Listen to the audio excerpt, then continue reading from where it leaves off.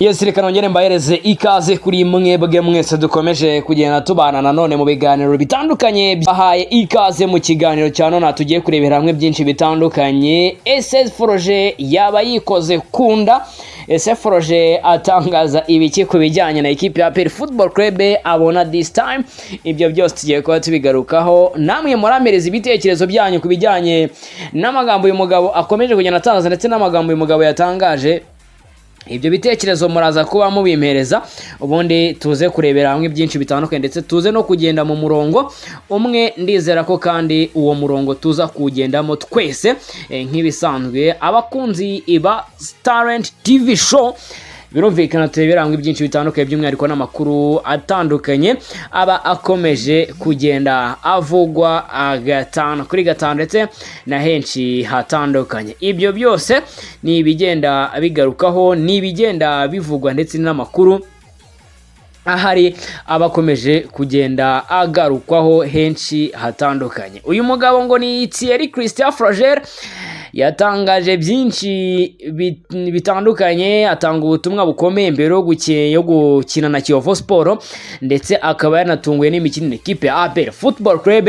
Ibyo byose nibyo uza kumva ndetse tukabiganiraho, namwe muraza gutanga ibitekerezo byanyu. Nako kandi umugabo yaje no gukomoza ku kijyanye n'amasezerano ye muri equipe ya APR Football Club. Ushobora guhita wibaza uti ibyo byose igisubizo cyabyo ni ikihe?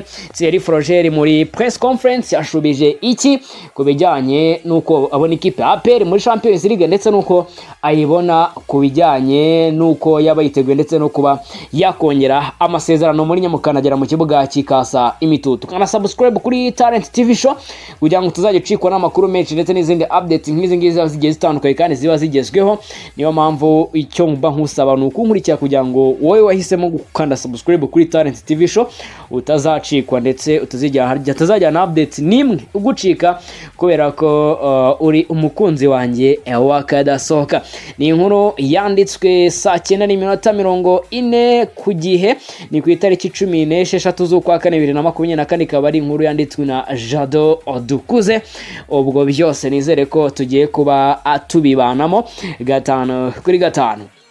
Umutoza w'ikipe ya APR Football Club Thierry Christian Froger yatangaje ko abakinnyi be bakomeje gukina nk'uko bakinnye ku mukino wa Kigali batazigera bagera mu matsinda ya Champions League kandi ari ze ntego z'ikipe atoza. Ibi Froger uyoboye shampiyona kugeza ubu adatsinzwe yabitangarije ibitangazamakuru bwo yabonaga ikipe ye yishyurwa igitego ku munota wa nyuma mu mukino yanganyijemo na AS Kigali ibitego 2-2 bigatuma bidindiza ibirori byabo byo gutwara igikombe. Nyuma y'umukino Froger yavuze ko abakinnyi batitanze uko bikwiye kandi yukina APR ubugomba kwigaragaza ndetse no kugaragaza imbaraga kuri buri mukino. Ati twagakwiye kuba tuzi ko amakipe akina natwe yose abashyizemo ingufu. Ikibazo kuri nge nuko buri gihe bivugwa ko abo duhanganye usanga ari bo bashaka gutsinda kuturusha. Nge simbizi, ubundi iyo uri umuntu ushaka intsinzi ubugomba gushaka gutsinda umukino kuri buri mukino.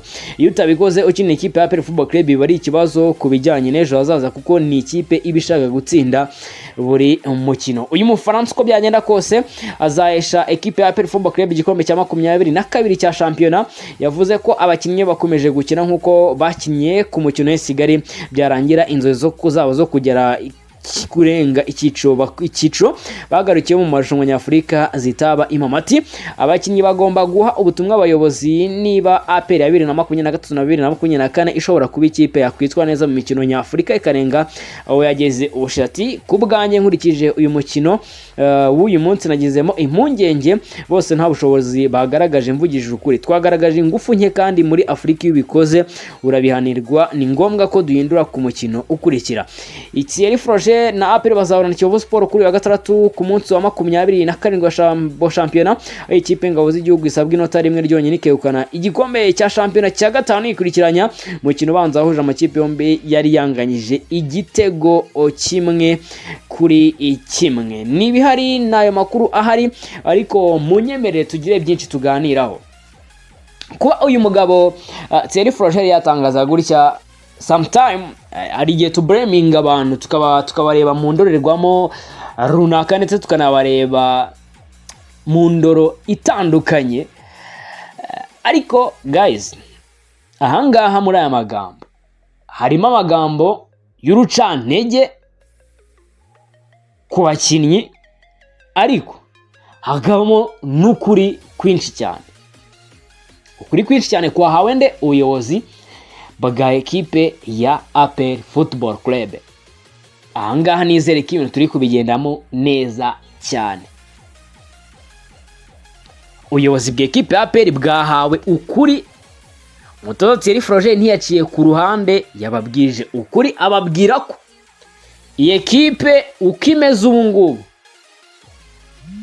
idashobora kugera mu matsinda ya Champions League nk'uko ekipe ya APR arizo ntego zayo. So ibi ngibi abantu tubyumve,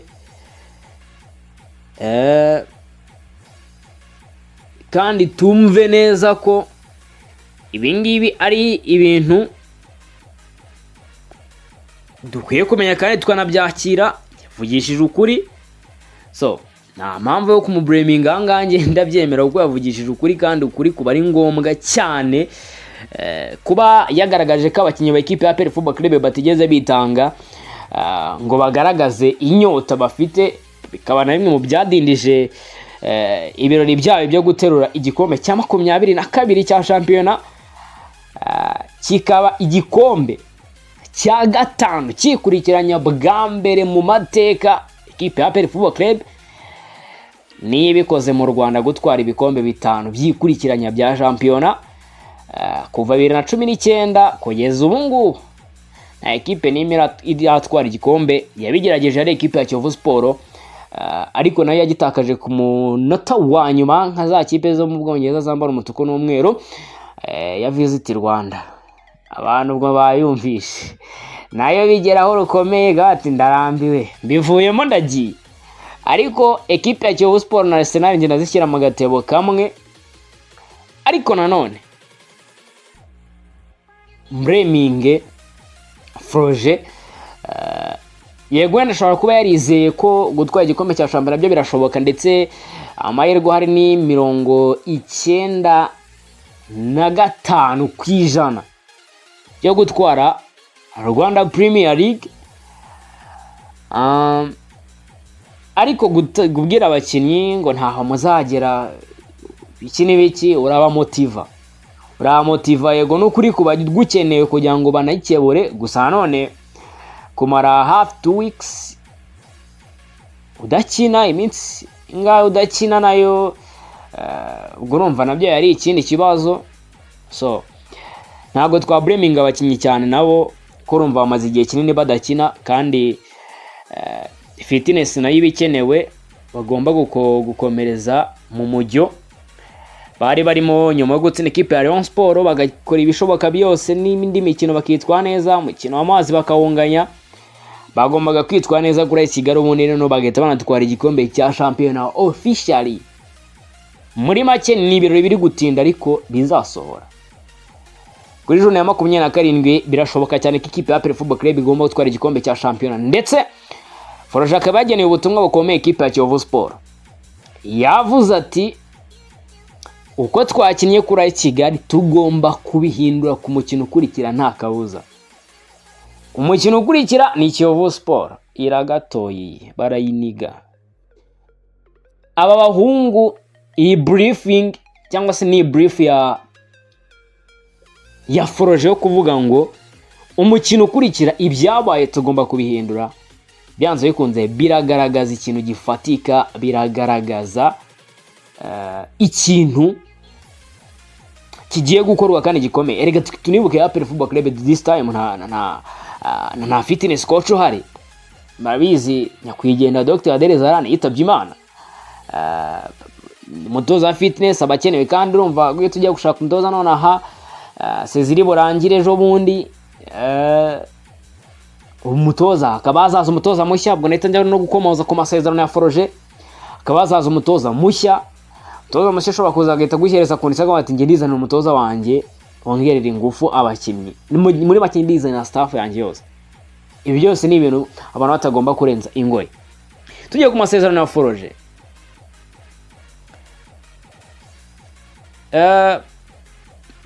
abajijwe niba yari amaze kongera amasezerano, uyu mutoza yaryumye avuga ko we icyo areba ari ugutsinda umukino cyangwa se imikino ya shampiyona isigaye.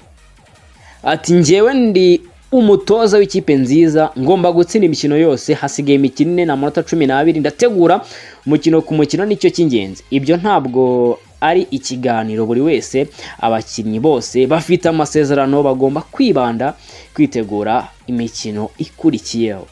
Serif Roger yagizwe umutoza ikipe ya APR Football Club mbere yuko umwaka w'imikino 2023-2024 utangira, akaba yarasinye umwaka umwe, ndetse amakuru akavuga ko ikipe y'ingabo z'igihugu n'ubundi ititeguye kumwongerera amasezerano mashya. Thierry Christian Froger Padiri, mwamwumvisha Padiri ati buri muntu wese hano afite amasezerano, yaba njye n'abakinnyi n'abakozi dukorana, tugomba kugwanza gutsinda imikino ikurikira. Ko ibyo kongera amasezerano kwanjye ntago ari ikiganiro. Toza nawe arabizi neza ko byanze bikunze uko journée zigenda zibanye niko amavarisi agomba kugenda yapakira. Abantu tubyumvikaneho, mbarandikire gukurikira indi ngingo tuza kuganiraho ifite aho urene equipe ya APR na Rayon Sport.